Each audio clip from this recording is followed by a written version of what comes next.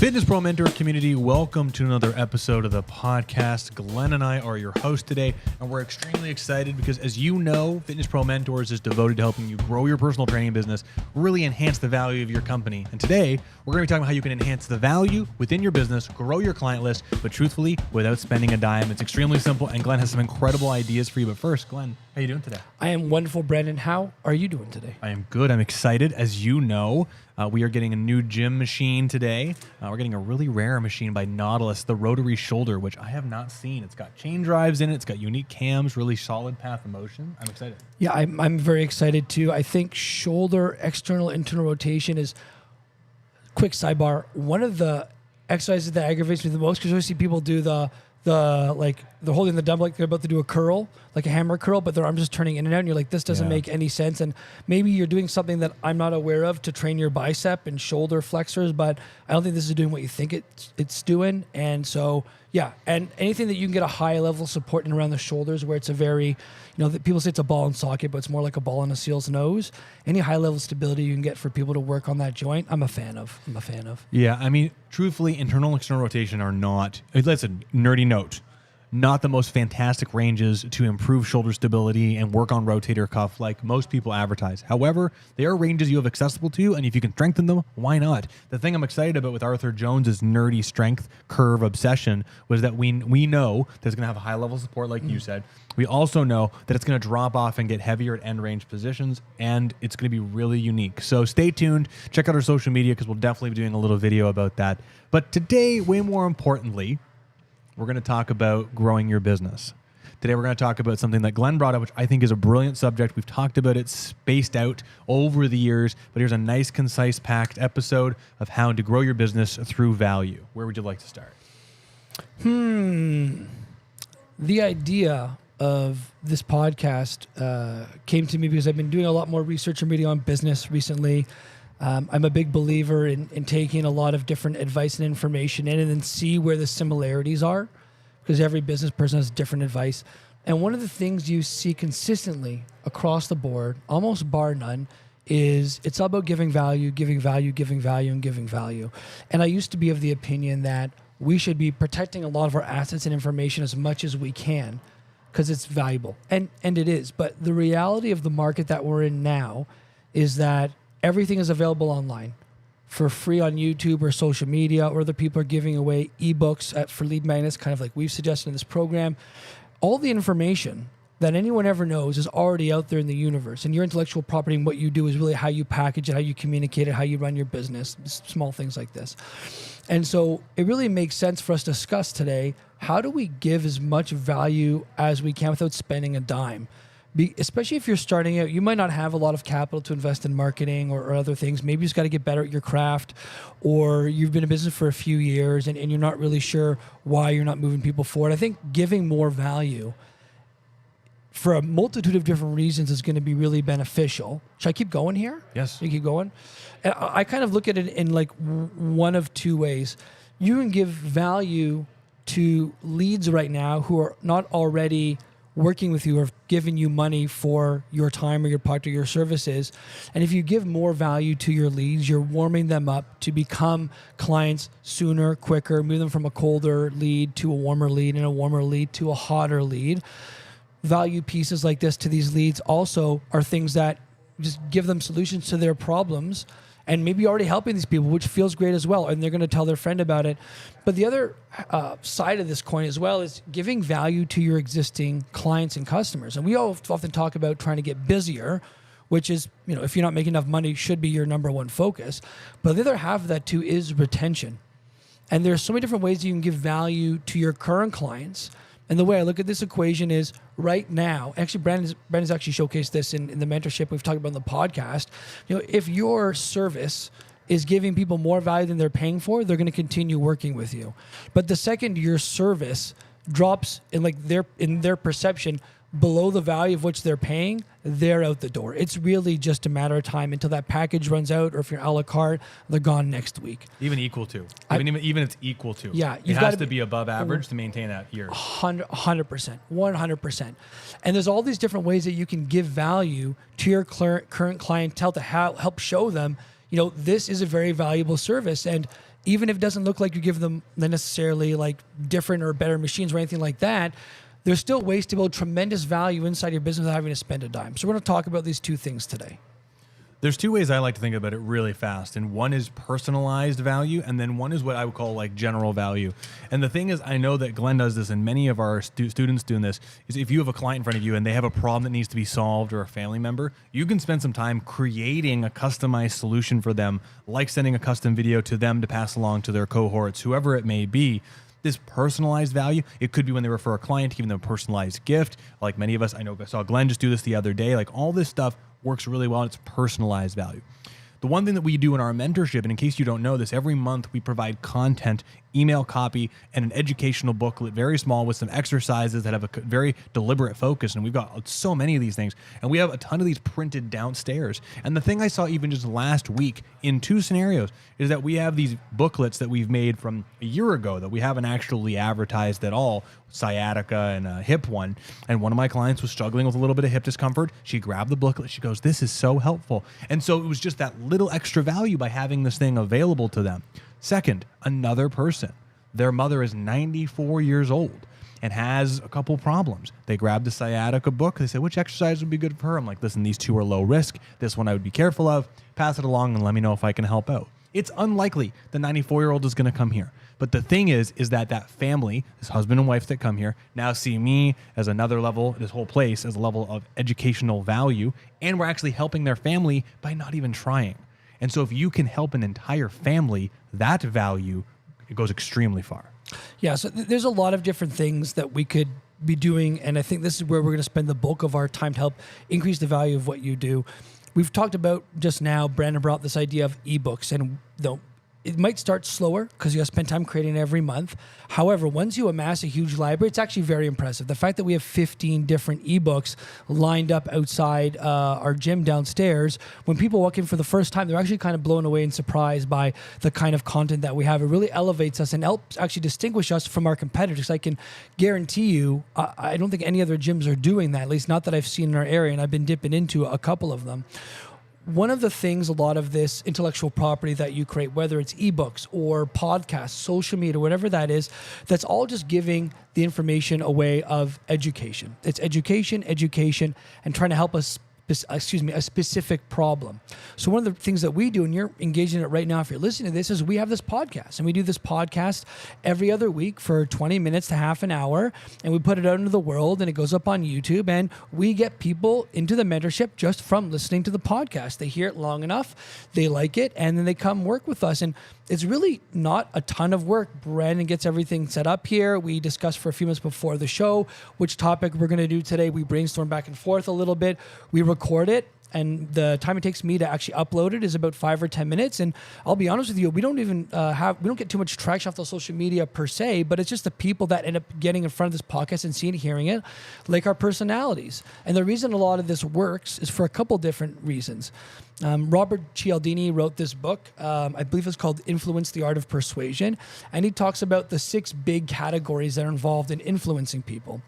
And as a brief caveat, I don't want the word influence to come off of right now as manipulation. We're just trying to talk about the psychology of how people actually impacted mentally to be moved towards one opinion or another. And one of the, a few of the different categories he speaks about are, 1, authority. If you can present yourself as an authority figure or leverage someone else's authority, people see you as someone who's to be known in this particular category. So if you can produce high-level, high-quality ebooks, create a podcast that looks brilliantly lit with really helpful information, this helps build your authority. Now, one of the things that you get from a visual medium like this or an auditory podcast as well is you get to actually hear our voices and get an outlook into our personalities and how we are as human beings. And this helps you build some rapport with us. Chances are, if you don't like the way I articulated things, or you didn't like the look of my teeth, or whatever that would be, you wouldn't listen for more than an episode or two. But the people that have come on from this podcast into the mentorship have listened to a plethora of episodes before they actually join us. And that's because they got to know, like, and trust us. So building rapport is the second thing. The third thing that I'm going to talk about here is social proof. People like proof that you know what you're talking about. And the proof is in the pudding, either when we share testimonial content online or we talk about our client success stories in here. Does it help if it's Is it better if it comes from the actual person who's benefiting from it? Absolutely. But because we have rapport with you and you trust us, you take our word for it. And you should, because we're not here lying to you. And the last thing I put up, I said 3. My last one, I know, I'm getting there. My last one here is actually the law of reciprocation. And this is an evolutionary thing that's happened to human beings over time, which is human beings don't like to be in other people's debt. Some do, but the massive majority of us don't. And so oftentimes when you create content or you give to people, whether it's like little gifts or cards that you write them, like it's something I do for my clients, I write them little cards. You give them these things. I'm not giving that to them because I want anything back, but psychologically, they feel so much love and appreciation. They feel so good about coming here and they love that kind of sensation. They want to keep coming and they kind of want to reciprocate that by being in relationship with me. So there's all these different things that we can do for free that I've just described that build value and help influence people based on those 4 different categories. This comes back to, if you've heard me talk about the this or that sales system, because truthfully, in my opinion, like Glenn's talking about, this is a great way to keep people in the door and also people who are already here, have them invite more people in. But when you meet any person, right, the most common thing I hear is, I wish my friend would come here, but you guys are so expensive, you're so far. And my first response always is, hey, you know what, I completely understand. Hey, listen, if they would like to jump on a quick call or they want to text me and ask a question, I'd be happy to send over a personalized video to see how I can help out. And the reason why is because somebody wants somebody to come here and they're already setting up objections for the person before they come in the door, right? Time, money, whatever it may be. They wouldn't come here, they don't know you, sure. All you can do is preemptively try and provide as much value as you can to get ahead of that. And if you, like Glenn's saying, if you give more and give more and give more, and honestly, I believe I've said this many times before, but if you can help someone so much before they spend $1 with you, when they have a bigger problem or they're ready to move forward, you are the guy or gal to help solve that problem. And that is the thing, right? The thing that happens is you become that person's person, right? I hear people talking to Glenn and Taylor beside me and they come in and they're like, what do you think about this? Right? And they honestly ask us questions that are outside of our wheelhouse, but they trust us at least for our opinion, right? Listen, this is outside my wheelhouse. I am not qualified to give you this answer, but here's what I have seen with other clients and here are some other options, right? Just edifying them of some different info, giving them more value that is more concise and faster than a quick Google search with all these blinders and ads. Truthfully, give more than you ask. If you really want to even just experiment with this, if you're active on social media, post something that is giving value and education that is well composed, and you'll see how many views you get. And then post something that is just you talking about yourself or inviting someone to come to an event or someone to buy a service. You will see algorithmically, probably a combination of what Meta and other platforms do as well as engagement. People don't like being sold to, but they do like getting help and information. And so all of the products and services I've invested into, I've been able to get value from before investing into and moving from there. And I can give you one last example, right? Andrew Huberman's podcast we love. He released a book. He's got a book coming out called Protocols. I haven't even seen the book. I pre-ordered it because of the value he's provided me from years of free podcasting, right? He instantly gets money from me because he's provided so much value. And there are many people like that I will blindly trust. That's not entirely true, but I will trust explicitly because of the value they've provided over the years, that when they release something, I know it'll help and serve me. And that's what you have to do too. Yeah, and as a small sidebar to that, who you become and understand the information that you create, your ability to articulate high-level concepts very simply to people, all this happens through content creation and generation, the value things that were value pieces and ebooks and lead magnets that we're discussing with you right now. I've gotten so much better articulating concepts on the Florida clients because we do this podcast every other week, right? And I get so much better at writing and my emails and communication and copy because I spend so much time writing about these things when we create ebooks and lead magnets. I want to shift for a second to current clientele and value because there's some things here I think will go a very, very long way. Clients absolutely need to be getting results if they're going to stick around.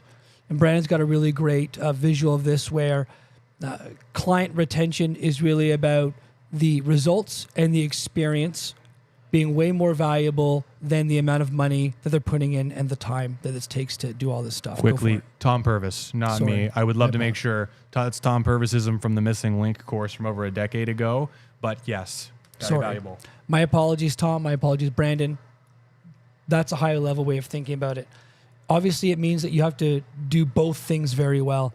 One of the things that I have found is absolutely tremendous for current client relationships is really being present, but that the appreciation, the gratitude that you feel for your clients that's already there, the reason why you do all this stuff is actually, believe it or not, sharing it with them is a huge thing.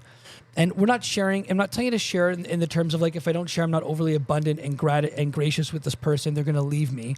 Because then these are false platitudes. These are just this BS that you're sharing with them, right? It's a crap sandwich, so to speak. But if you're like genuinely blown away by who they are, their progress, and you're really grateful, I would share that with them. I had a couple clients who just took off for 8 weeks to go visit their family in BC, and this little care package aside, I got them like a little bag, and I spent $20 on some protein for them, like little carry-on size, like beef jerky, so they have protein on the plane, because I know they always talk about not being able to get enough protein in. And I got them little moist towelettes, because you can never get the server there to give you the napkins when you want, just like small little things like that. But then I wrote them like a note that was just like how grateful I am towards them, the things that are really special with the relationship to me. And the overwhelming response I got back from them was absolutely huge. So, really nurturing the relationship, being really gracious towards them, and like telling people how you feel about them in a professional way. Obviously, we're not gushing over them nonstop and professing our undying love for them. Come on. But this goes a really long way, because listen, you're going to be spending sometimes 2 to 3 hours a week with these people. And you develop that deep relationship and rapport. And when you really care about somebody and you really value them and their time, they then learn to really value you, and they treasure that relationship. And as long as they're getting the results from the gym, that gratitude you're sharing with them and that appreciation is just going to strengthen the relationship that you have with them. And that's a huge thing, because we are in results game, but also in the relationship game. I would almost argue sometimes more relationship game, but you gotta get results. There's no way around that. Yeah, I want to add 2 things, and then I think we move to pick of the week. The gifts that he gave, like, that's such a great, genuine idea. But like we said at the very beginning, I want you to remember the gift that Glenn gave to these clients works for this group of people. There are other demographics of people that they wouldn't, I hate to say it like this, they wouldn't care about something like that, but they would care about something else. And this is where you being socially intuitive to the people that are in front of you to know what things they would like and value. This couple I know very well. They're good people, and this is exactly the perfect gift for them. There are other people that Glenn works with and I work with that are fast entrepreneur types, and I hate to say it, they'd be like, oh, cool, thanks, and they would forget about it by the time they got in the car. There are other people that would like a hug.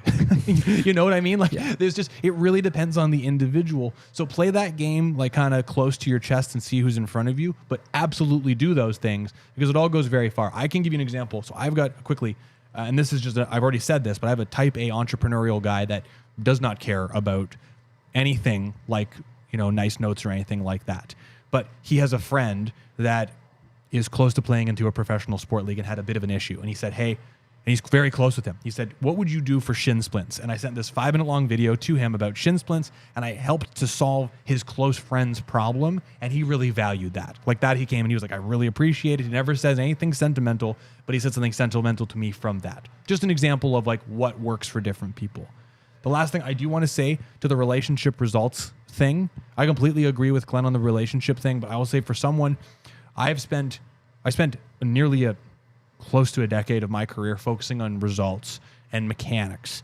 And I will say that if you are succeeding in your business, don't stop focusing on the results, understanding the mechanics component. Because truthfully, there becomes a ceiling in this business if you're an independent contractor where it feels like you can't make any more money and you can't grow, but you can. But it comes with the knowledge and the information at the end. And if you have the high quality relationships and you are actually solving people problems, like not just close to it, but you're actually making big changes, that combination makes it completely. Like, this is where I have people, I think you do too, people who drive from downtown Toronto, drive past 100 gyms to come see me, because I can do something differently than everyone in the city can in their wheelhouse can do.